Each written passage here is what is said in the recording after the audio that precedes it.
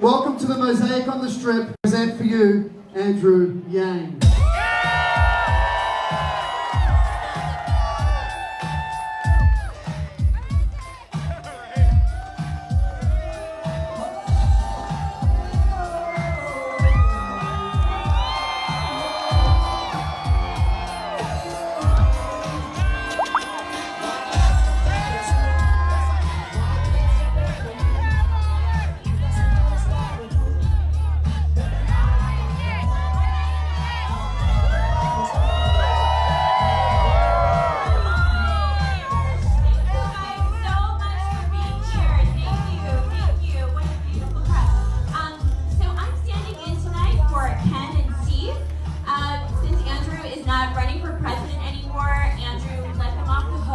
Get back to their livelihoods and sent me in their place to play some music and tell some jokes. Yes! Knock knock. Who's there? I'm just kidding, that's my own joke. In all seriousness, I just want to say from the bottom of my heart how grateful we are for each and every one of you. You have been with us and with Andrew every step of the way. And we appreciate you so much. You have no idea. You have made our sacrifice as a family worth it. And as Andrew has said, this is not the end. This is just the beginning.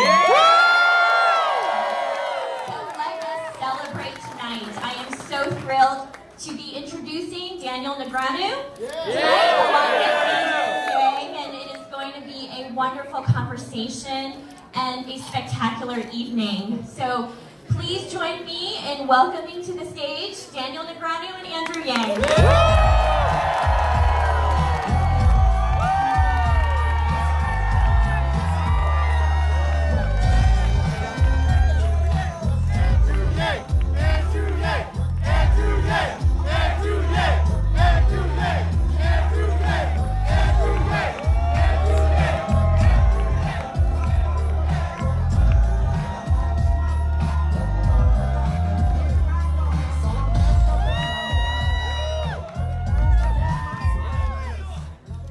Las Vegas, thank you so much.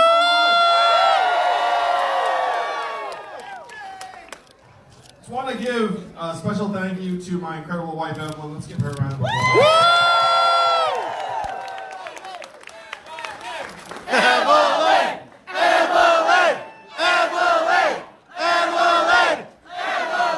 I think most people are more disappointed that Evelyn won't be the first lady. Yes! This is obviously not the occasion we'd originally planned, but I have to say there's been such an incredible sense of warmth and love and appreciation for this campaign over the last 48 hours, and it definitely feels like this is the beginning of something incredible. Or really the end of a first chapter of a movement that is gaining in strength than it is a conclusion. So I hope you feel a sense of accomplishment and pride in what we've already accomplished, and you have not seen anything yet. Thank you so much.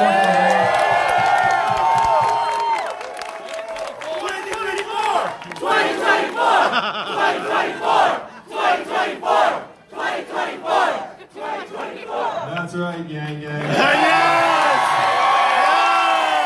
What a crowd you bring about, you know?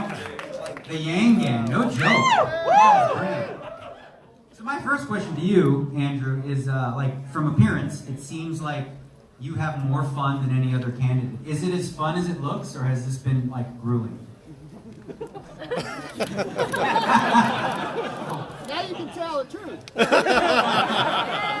So on one of my first trips to New Hampshire, the chairman of the Democratic Party of the state, Ray Buckley, said to me, well, I actually asked him, because he's been chairman of the Democratic Party of New Hampshire for literally something like 30 years.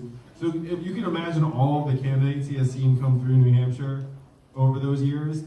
And so I sat down with him and I said, hey, do you have any guidance for me? And he said, people can tell if you're enjoying yourself. And if you are enjoying yourself, then it will actually make people want to support you and follow you. And he also said, it's like, people in New Hampshire can tell if you're not enjoying yourself too, and you're just gritting your teeth through everything. And he said those candidates don't tend to do very well. So I heard that, and I said, well, I like enjoying myself more than not enjoying myself. and apparently enjoying yourself is actually a competitive advantage in this context. So I should really try and have a good time. Yes. You know, the other mechanics of running is that you're in an SUV typically, like in some occasions a bus, but like 9 times out of 10 an SUV. So imagine riding in an SUV with a candidate. There are 3 or 4 of you in the vehicle. The vehicle has like Twizzlers and, you know, like just random snacks because you generally don't have time for a meal. There are like wrappers everywhere. And imagine if you were trapped in that vehicle with this person hours and hours a day, and that person's grumpy. And they're your boss. You know, like, so if you were on that team, you'd be like, oh my gosh, this is like such a slog. So I always wanted to try and keep the atmosphere positive and light for my team because I was sensitive to the fact that I don't think any of us likes riding in a vehicle with our boss. Just generally, you know? It's like if you had to fly somewhere with your boss, like the last thing you want to do is be sitting next to them on the plane. So imagine that just revved up day after day after day. So I thought that having a good time was not just important for appearance's sake, but for maintaining the morale and positivity of the people around me. Because people take their cues from you if you're leading an organization. And so if you're in a bad mood, then everyone all of a sudden becomes in a bad mood around you. And that was the last thing I wanted for my team. So I genuinely just said to myself, you know, like I should enjoy myself on this journey. And if you can't enjoy yourself when you're fighting for the things you believe in, then you're probably doing it wrong. So first and foremost, I want to say I've been Yang Gang for a while, and you guys are a very welcoming crew on the internet. I've been a big fan, and what really drew me to you and your campaign, first and foremost, was a deeper understanding of the UBI, Universal Basic Income. And I'm curious how you were inspired or how you got drawn to this idea. Well, I also want to give a massive shout out and thank you to Daniel, who was one of the OGs of the Yang Gang before you know, he's an incredible role model. So many people admire you, Daniel. The fact that you threw down and said, hey, it's Andrew Yang, it's this set of ideas, meant a lot, and it took a lot of leadership on your part. So really, thank you. Logic, you know, I'm a poker player, we think logically, and he still is the obvious logical choice as far as Yes.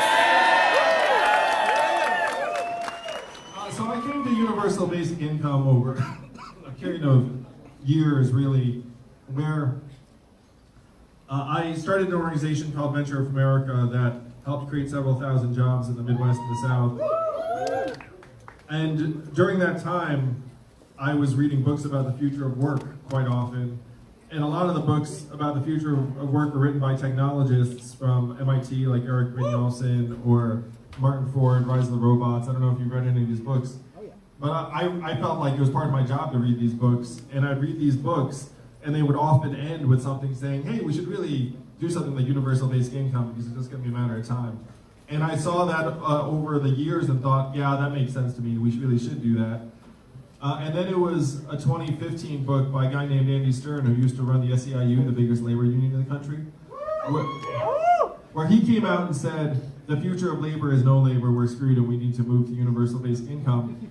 And I thought, wow, this guy who spent decades of his life leading the biggest labor union in the country, who's argued for the primary value of human labor for decades, came and said, look, this road's not going to work, we need to evolve. And to me, that was even more powerful than when a technologist said it, because we tend to see things through our own experiences. And so technologists often say, we're going to automate away all the jobs. And then you can take it with a grain of salt, because you're like, well, you wouldn't think that, you're a technologist. But then the labor guy came out and said, yeah, we're going to automate away all the jobs. And so that to me was like a conceptual bookend, where it's like you have people on both ends of the spectrum make the same conclusion. And I had come to the same conclusion by traveling the Midwest and the South over those 7 years, where if you go to a place like Detroit, Detroit's peak population was something like 1.7 million.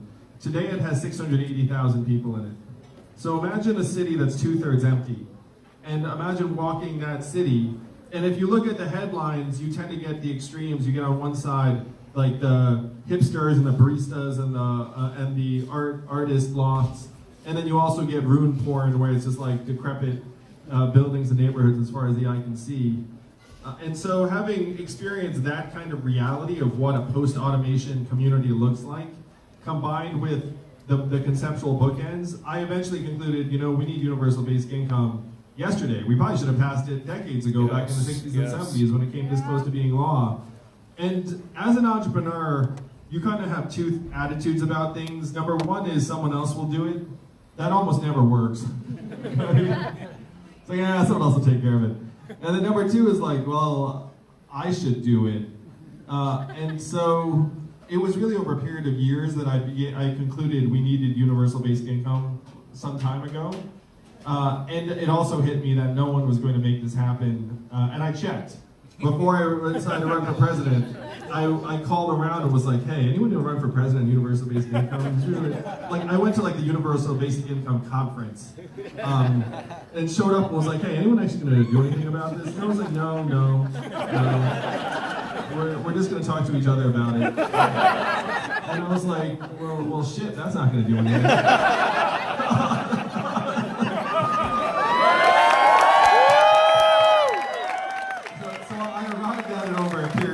And then it really hit me full force around 2016. So you've been really the only candidate that seems to have a grasp or an understanding, or is talking about artificial intelligence and automation. What makes you so sure that this leads to job loss? Because a lot of people, detractors may say, well, it creates new jobs. I mean, what is it first of all you believe that it's inevitable, and how do you combat this theory that new jobs will be created to level it off? Well, first, how many of you are actually based here in Nevada? Yeah, most people. So Nevada is actually #1 in the entire country, all 50 states, for the proportion of jobs that are likely to be impacted by automation because of the nature of the industries here in the state. Those industries are retail, hospitality, gaming, call centers, transportation, bartending. All of these industries are very, very highly subject to technological automation, at least theoretically. And the economics, it's like, the economics are getting better and better for this stuff all the time. So what made me certain about it is that I understand how organizations function. I understand where the technology is heading. I said it in very simple terms on the stump, is that technology is getting stronger, more powerful, more capable all the time. And generally speaking, we are not. And I joke and I say, look, I'm an adult. I'm actually glad if I don't get dumber on any given day. Like, if I found my keys today, it's like, all right, thumbs up. Like, things still work. But the technology is getting almost exponentially more powerful in a way that most people can barely conceive of. And I spoke at a group of 70 CEOs in New York City, and I asked them, how many of you are looking at replacing your back office clerical workers with artificial intelligence and software? And every single hand went up. And I knew their incentives were to try and optimize the bottom line of their organizations, and so they have to replace those workers with AI if they can do so. And so the question is, do we think that AI is going to be able to do the job of an average call center worker sometime in the next number of years? And the answer to that seems to be almost like 99.999% yes, because if you look at your interaction with a customer service representative, you don't need genuine artificial intelligence. You need a decision tree with probably hundreds of prompts and software that can detect changes in your tone of voice. But these things are very, very technologically possible now. So I'm certain about this, Daniel, in part because I understand how organizations work. And I also understand that most of the work that people are doing in these organizations is not like profound, deeply creative, intrinsically irreplaceable human work. Like a lot of the stuff we do, we all know it's like I'm just like pushing things around, like doing relatively repetitive tasks. Like the rest of it, I mean, like just facing facts. Like when you get into these organizations and you push the administrator, they'll tell you it's like, yeah, we're trying to replace 30-40% of people. So it seems to me that, you know, running for president requires like raising a lot of money, right? And it seems everyone, at least on the Democratic side, is for repealing Citizens United. Do you feel like that's enough?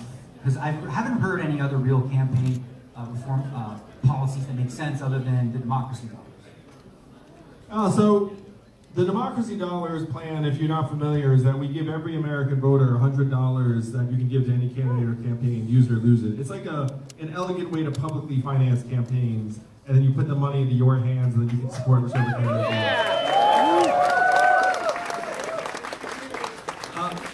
And I agree that talking about repealing Citizens United is inadequate in at least two ways. Number one, it requires a supermajority and a constitutional amendment to repeal Citizens United, so talking about it doesn't mean you can do it. And number two, corporate money and lobbyist cash ran the government before Citizens United. Citizens United just made it worse. There was an Onion headline that I thought was really funny, but actually correct. It said, "The American people hire a lobbyist to represent our interests on Capitol Hill." And because that's like about the only thing that would work. You know, it's like you have to have a lobbyist go in there and be like, "I represent the American people."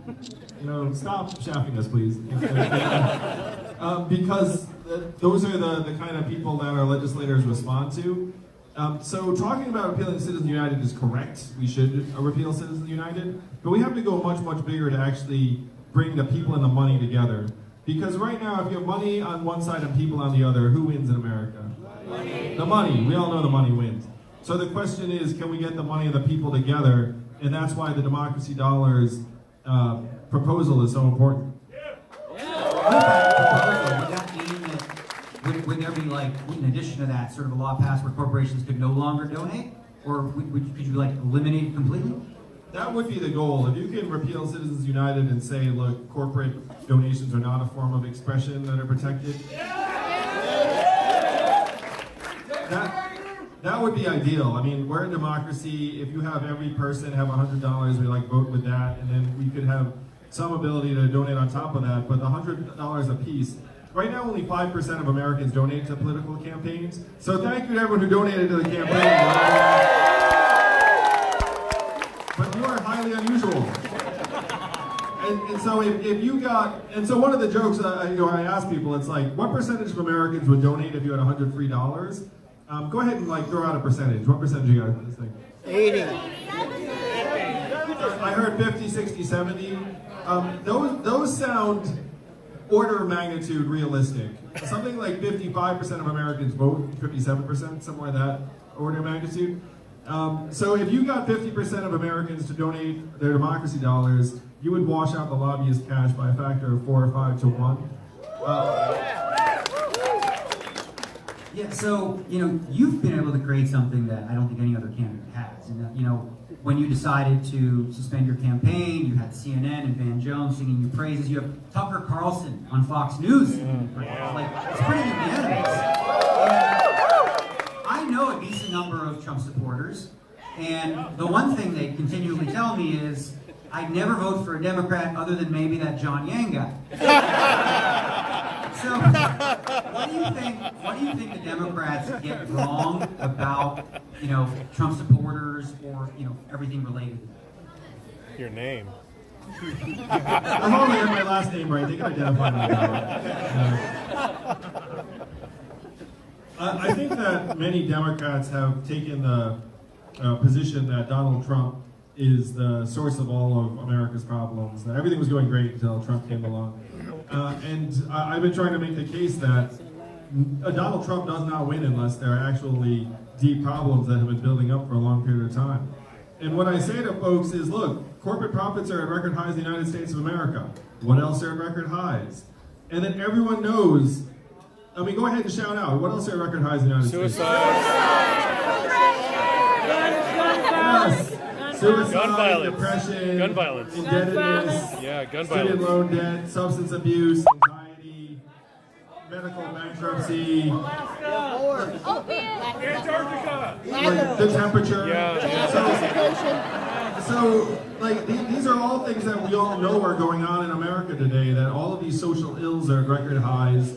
record lows right now in the United States of America. Starting a business for a young person, getting married, having a child, things that you associate with a healthy, thriving society. So for Democrats to look up and say, hey, everything was going great, it's like, how can everything be going great if literally every negative thing you can think of is at an all-time high, and a lot of the good things you think about are at an all-time low? I mean, that's not a healthy society. And so we need to start curing the disease that got Donald Trump elected instead of acting like Donald Trump's the source of all of our problems. And I was really excited when a friend of mine whose mother watches Fox News and gets all of her news from Fox, she said that the only Democrat I would support in the field is Andrew Yang. She got my first name right this one. Yes! So the only Democrat I would support in the field is Andrew Yang because he's the only one who does not seem to be judging me. And that's I think a very important lesson for Democrats, is that Democrats seem to be somewhat judgmental about Donald Trump and everyone who supported Donald Trump. Rich people. And that to me is not the right approach. It's like many people voted for Donald Trump for, like, first different reasons, but also very legitimate concerns about the fact that our government has not been responding to the needs of a lot of people, a lot of families, a lot of communities for a long time. Right, so, on that note, how do we beat someone like Donald Trump in the general election?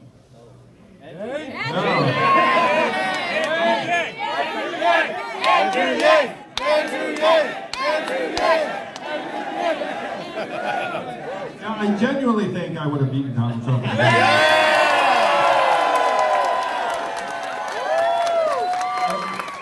That's why I ran. I thought I had a great chance to beat him. If you look at the people who are in the field, they still do. You know, I unsuspend.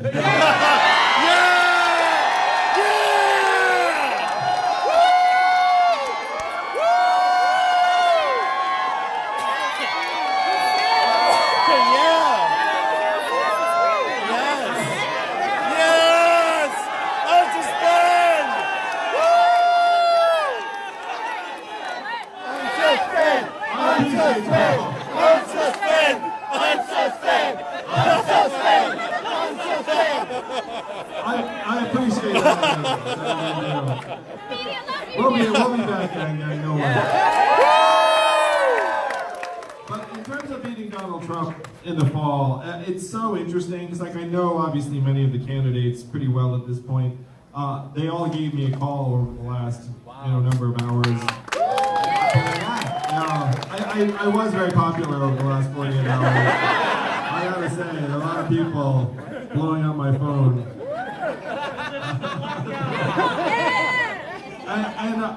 I'm inclined generally to say, look, this is what this process is about, is that, like, someone is going to emerge our nominee and I'll support that person in the general.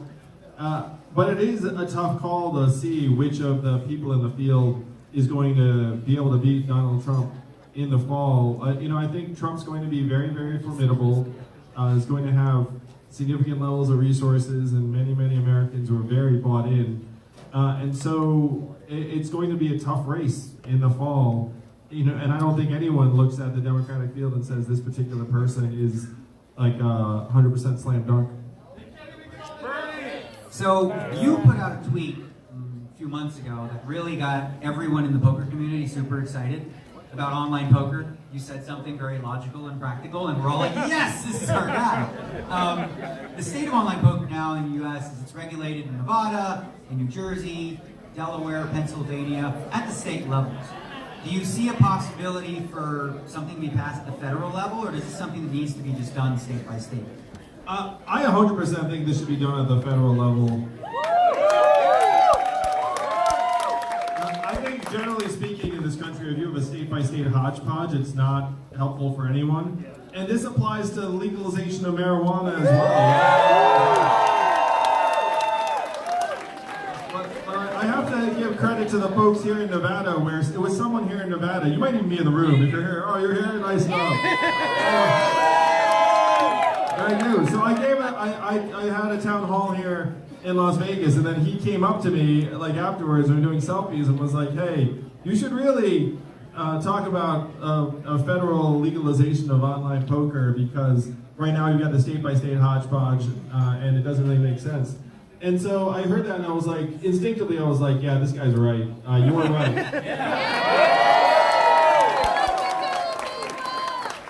And you know, what's funny is these are the kinds of problems that most politicians don't talk about. But to me, these are the problems we should be talking about because, you know, it would clarify the state-by-state set of rules. It would make it so that certain people are able to trust more so in like the companies that are administering these. It would also make it so that people who make a livelihood in this space would have greater clarity and protection. And so, like what was your name again? Noah. So when Noah said to me, hey, you should really come out for the federal legalization of online poker because it would bring this business back onshore. Right now, everyone's using these weird, janky, no, not all of them, because there's some domestic stuff too, and you can do it within the state, but like a lot of people are using these offshore sites, and I was like, why the heck are we pushing this stuff out of the country? It's like we should be bringing it in and just make it easier for you to trust and like have odds that you trust and just legalize it at the federal level. So when Noah suggested this to me, I was like, this reminds me of a lot of other issues that we're attacking in a way that does not make any sense. We should have an approach that works for the entire country. So you clearly created a movement, right? Yang Gang. Yeah! Obviously, you know, a lot of people were disappointed, you know, after New Hampshire when you decided to suspend. So what do you tell these people? What's next for the Yang Gang movement? Because it doesn't stop here, right? Unsuspend!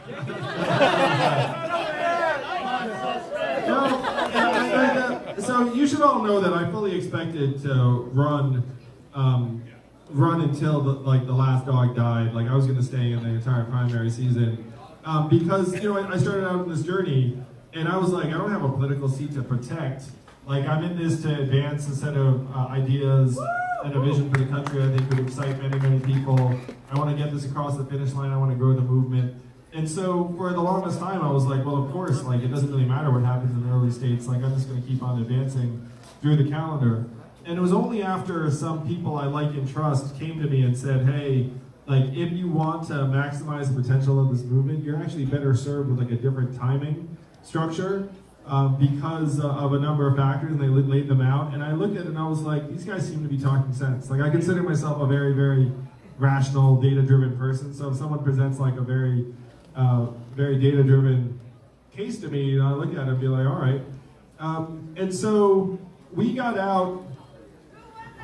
Like who presented that case? There's a bunch of, you know, there's a bunch of people working the team. Some of them are backstage. Some of them we pay for good advice. You know, and so after I was persuaded, I said, you know what, if we drop now, then we can continue to build a movement in different ways. Yes. To your question. Yes. And that's the direction we're going to head. So you'll know more in the next number of, let's call it, I would say somewhere in like, I don't want to put it because some of them guys going to kill me. Minutes. But I will say something somewhere between the next like 2 to 6 weeks. Like we'll have some kind of announcement.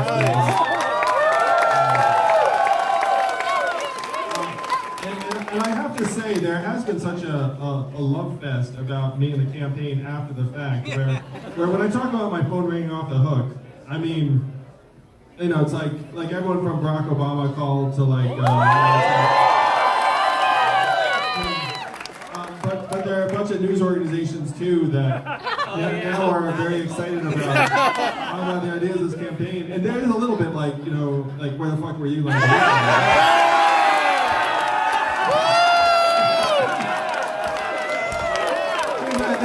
there's of course a little bit of that. Like, you know, like this would have been nice, like February 9th. But the ideas of this campaign are actually gaining currency and strength.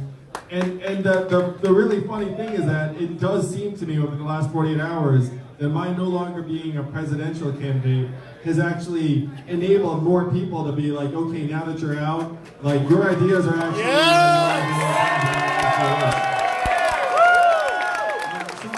So I'm very, very proud of the fact that we ran a campaign that in many ways transcended politics. that there is like a war of ideas that we can still wage and still win outside of the mechanics of a primary race. And I think that's great. You know, like there were some things I was doing on the trail that were very, very helpful if you were running for president, but may or may not be the best way to advance the ideas, the goals, on a larger scale. So I'm going to take advantage of this period to try and advance the ideas of this campaign on the largest scale possible throughout the country. Last question I got for you.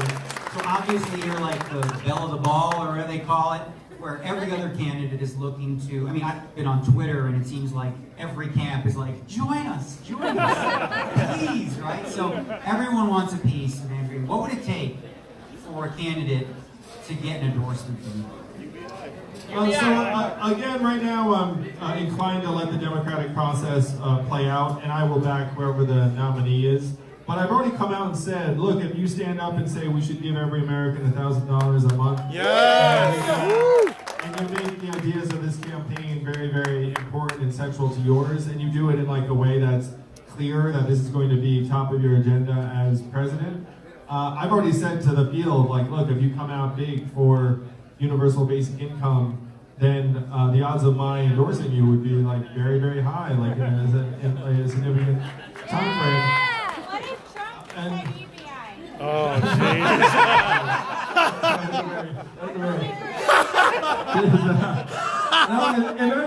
if anyone comes out for universal basic income, then the odds of my endorsing them would be like very, very high in that, you know, relative time period. And again, they all have my phone number, so they know how to get in touch with me.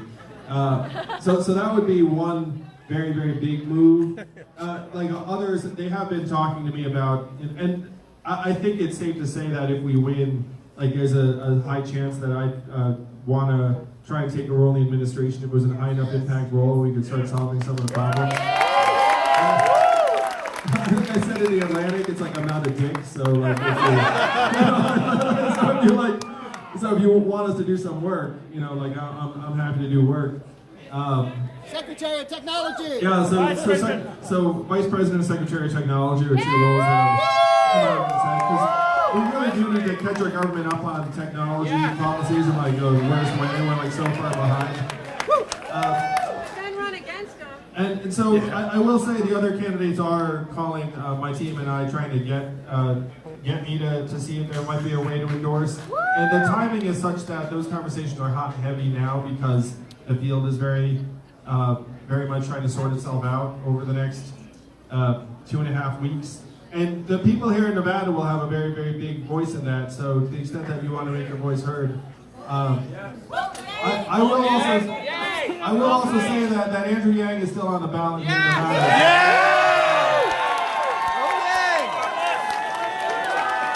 That's going to be a lot of fun. We're going to have a big total at the end of this primary process and be like, look how many people voted for the freedom dividend. You can fill it all this.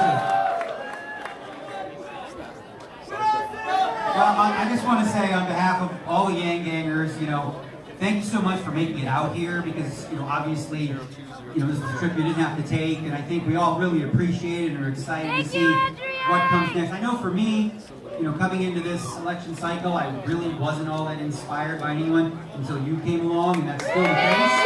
So, you ran, Yang Gangers for life. Yes! Yay for life!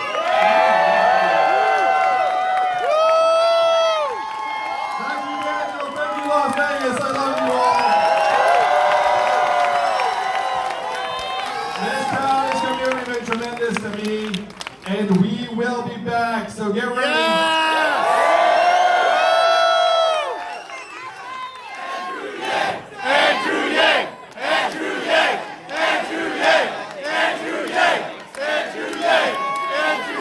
Thank you, Las Vegas. You guys are the best. You haven't seen anything yet.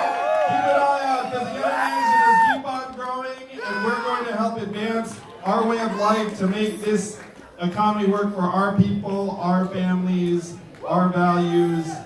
Let's make it happen. Thank you all so much.